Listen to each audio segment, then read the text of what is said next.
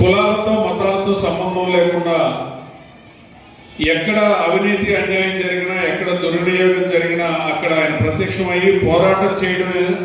మామూలు పోరాటం కూడా కాదు, అవసరమైతే కోర్టుకు కూడా వెళ్ళి పోరాటాలు చేసి అన్ని ప్రజల పక్షాన్ని నిలబడే గొప్ప వ్యక్తి, సామాజిక విశ్లేషకులు.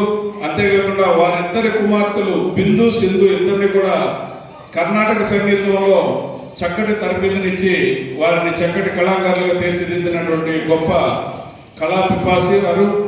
అంతేకాకుండా హిందూ దేవాలయాల పరిరక్షణ కోసం,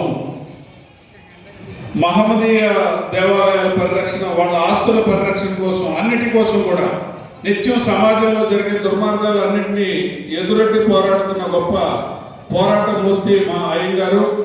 వారికి ఇద్దరు పద్మశ్రీల నడుమ ఆయన నిజంగా కూడా ఆయన ఈ రోజున చాలా ఆనందపడుతున్న విషయం.